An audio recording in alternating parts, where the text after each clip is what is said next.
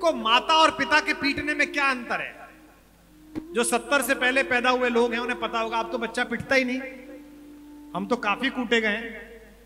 और जरूरी नहीं कि हमारे पिताजी ने पीटा हो, मोहल्ले के सारे चाचा ताऊ ने सबने मारा। अच्छा, अब कभी पिलखवा जाते हैं अपने गांव में तो वो बताते हो रहे हैं बुजुर्ग हमारे 84-85 साल के, अजय बहुत मारा मैंने इसे बचपन में, बड़ा काम किया हो तुमने, मतलब बहुत नोबेल पुरस्कार का काम कर दिया। माता और पिता के दोनों की पिटाई में अंतर है। पिता आज्ञा नहीं लेता, जूता उठाया और शुरू।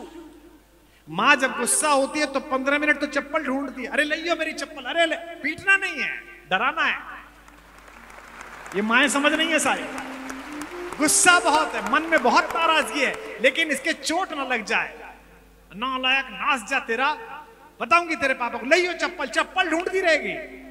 ये वो महिला है कि रात को 3 बजे सोते में उठा दो और कह दो कि वो जो तुम्हें मैंने एक आलपिन दिया था वो कहां रखा था, तो अंधेरे में आंख बंद करके आलपिन ढूंढती थी कि ये रखा हुआ है।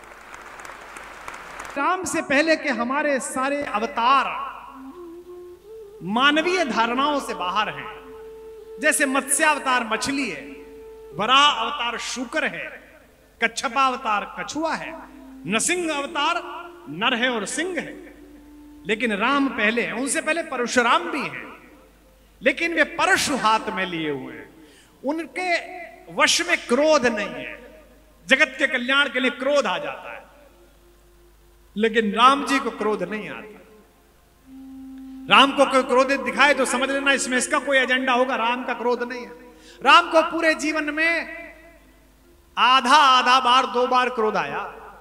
एक बार तो आया जब समुद्र ने रास्ता नहीं दिया, वो भी क्रोध नहीं था, वो भी डराना ज्यादा था। जैसे हमारी, देखो, माता और पिता के पीटने में क्या अंतर है? जो 70 से पहले पैदा हुए लोग हैं उन्हें पता होगा, अब तो बच्चा पिटता ही नहीं।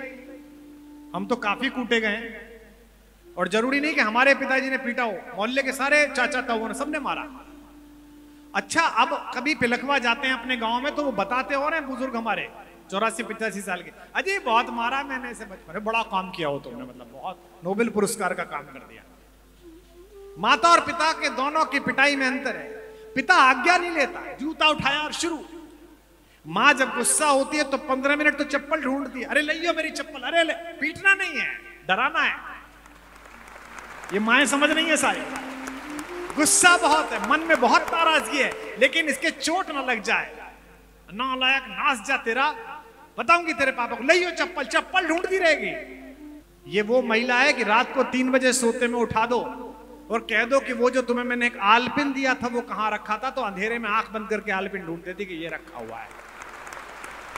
इसे पुत्र की पिटाई के लिए चप्पल नहीं मिलती, क्योंकि पुत्र को भय भी दिखाना और मारना भी नहीं। तो राम जी ने 3 दिन तक समुद्र से रास्ता मांगा, समुद्र ने दिया नहीं। तो इसलिए क्रोध तो है, लेकिन मातृव्रत क्रोध है।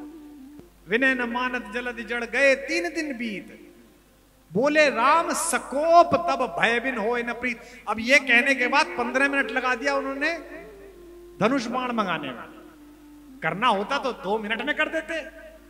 भ्रकुटी विलास सृष्टि लय होई, जिसकी भ्रकुटी के हिल जाने से सृष्टि पलट जाती हो। 15 मिनट ज्ञान दे रहे हैं समुद्र को। लक्ष्मण बाण सरासन लानू, सोखो बारिद बिसिक के साथ, अभी सोखता हूं इसे। और फिर ज्ञान और बता रहे हैं, 60 सन विनय कुटिल सन प्रीति, सहज कृपन सन सुंदर नीति, ममता का ज्ञान दे रहे हैं। आधा क्रोध तो तब आया, आधा क्रोध तब आया जब जटायु ने उनसे पूछा। जटायु को चाचा कहा उन्होंने, तात कहा, आप मेरे पिता के मित्र हैं, मेरे चाचा के समान हुए, मैं आपका संस्कार करने की अनुमति चाहता हूं, क्योंकि मैं अपने पिता का संस्कार नहीं कर पाया, कैसा अभागा पुत्र हूं। तो माता गोमती के किनारे उन्होंने संस्कार किया। जटायु ने पूछा कि मैं स्वर्गलोक जा रहा हूं, आपके पिताजी मिलेंगे दशरथ जी, उन्हें क्या बताऊं। तो पत्नी का अपहरण हो चुका है, रावण अपहरण करके ले जा चुका है। इसे कहते हैं राम होना। क्या अद्भुत पंक्ति है, मुझे रोमांच हो जाता है। राम ने कहा, चाचा जी पिताजी को कुछ मत बताना। उन्होंने कहा, जो मैं राम, अगर मैं राम हूं और उनका लड़का हूं, इसे कहते हैं आत्मविश्वास। किधर रावण गया है पता नहीं, रावण कितना शक्तिशाली है पता है, बीच में समुद्र है पता है, सेना है नहीं, सुग्रीव मिला नहीं है, लेकिन राम का आत्मविश्वास देखिए, मेरे भगवान का, मेरे मर्यादा पुरुषोत्तम का। जटायु से कहते हैं, चाचा जो मैं राम, अगर मैं उनका लड़का हूं तो आप उन्हें कुछ मत बताना, कुल सहित खानदान सहित कहाई दशानन आए। रावण खुद स्वर्ग में जाके उनको बताएगा कि वो क्या बदतमीजी करके आया। इसे राम कहते हैं। इसलिए राम एक ऐसे पात्र हैं जो आपके घर में प्रतिपल मिल सकते हैं। आपको भाई ढूंढना है तो राम की कहानी सुन लीजिए। हमको नोएडा में एक सेठ जी ने मुझे कहा, अभी भाई साहब बड़े संकट में था, अपने फार्म हाउस पे अपने अपने राम कराना है 3 दिन का, 4 साल बड़े कष्ट में बीते, अब मुक्त हुआ हूं। मुझे लगा कैंसर हो गया होगा, कीमोथेरेपी के बाद ठीक हो गए होंगे। बिल्डर है बहुत बड़े। मैंने कहा क्या आप स्वस्थ तो हैं? बोले नहीं नहीं, वो छोटे वाले भाई से, भाई साहब जो गुड़गांव वाले प्लॉट का मुकदमा चल रहा था ना हमारा, वो हम जीत गए। छोटे भाई को मुकदमे में हराकर राम और भरत की कथा सुनना चाहते हैं। क्या मूर्खता है। समृद्ध समाज के लोगों, मेरी आवश्यकता नहीं है, आपकी आवश्यकता है इस कथा को जानना। मुझे तो जो इन कहानियों को पढ़ के फायदा हुआ वो मेरे जीवन में दिख रहा है। मैंने ना राम कथा पढ़ी होती तो मैं यहां थोड़ी बैठा होता। ये भी मेरा बचाव कर रहा होता कि क्यों चले गए अंदर, यही चल रहा होता। आपको शास्त्र बताता है कि आपको क्या आचरण करना है। आपको महाभारत बताती है कि दुशासन और दुर्योधन के साथ हो, अगर कर्ण हो तो रथ छोड़ के उतर जाओ, ज्यादा मित्रता के चक्कर में मत पड़ो। तो भाई कैसा हो यह कहानी बताती। एक पुत्र के रूप में, एक नागरिक के रूप में, एक मनुष्य के रूप में क्या भूमिका है, ये कहानी सिखाती है। दुनिया में शायद इससे बड़ा कोई मॉरल स्टोरी नहीं है। हमारा दुर्भाग्य यह है कि मुझको मेरे बचपन में क्या पढ़ाया गया, ध्रुव, प्रहलाद, आरुणी, लक्ष्मीबाई, तात्या टोपे, महाराणा प्रताप, और आपको क्या बताया जा रहा है? कभी बच्चे की कहानियां सुनना, टॉम, डिक, हैरी। पिछले 10 साल में जैसे कहानी ने सबसे ज्यादा पैसा कमाया है भारत से, अपने कार्टून बेच बेच के, उस कहानी में कोई पुरुषार्थ नहीं है।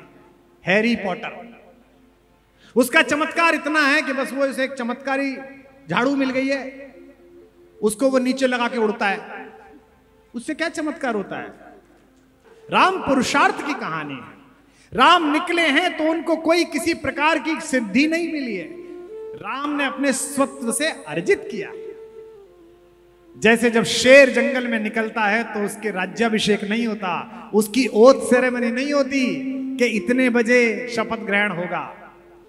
राम जब भारत से निकले हैं तो उनकी ओथ सेरेमनी नहीं हुई, पूरी प्रकृति ने झुककर प्रणाम किया कि महाराज आ गए हैं, सरकार आ गए हैं, मेरे पिताजी आ गए।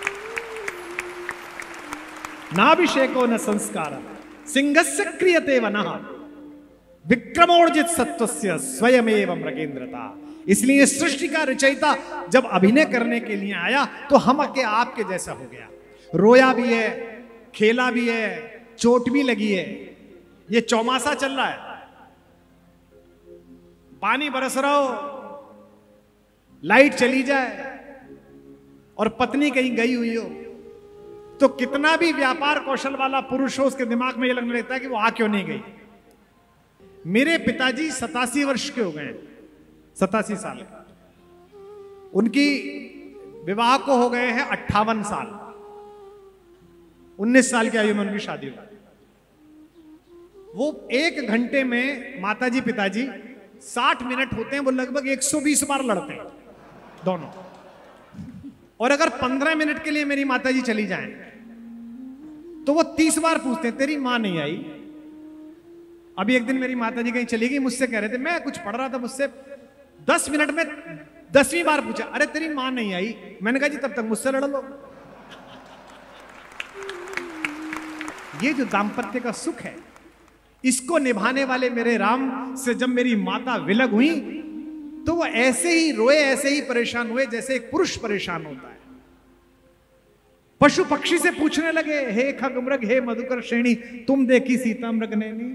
चातुर्मास में अपने छोटे भाई से कहते हैं, आकाश में बादल गरज रहे और मुझे डर लग रहा है। किसको डर लग रहा है?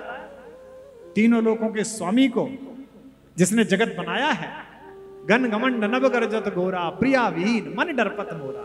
इसीलिए मैं सदा कहता हूं इस जगत को देखने की दृष्टि भी राम है और इस जगत के दृष्टा भी राम है।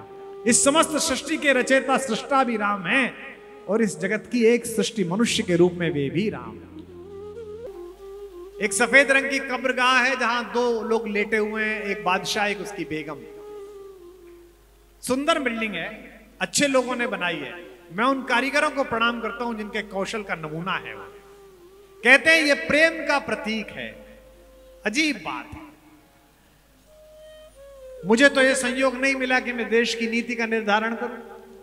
कभी ऐसा संयोग पड़ गया और मुझसे कहा गया इस राष्ट्राध्यक्ष को घुमा के लाओ, तो मैं उसे आगरा नहीं ले जाऊंगा।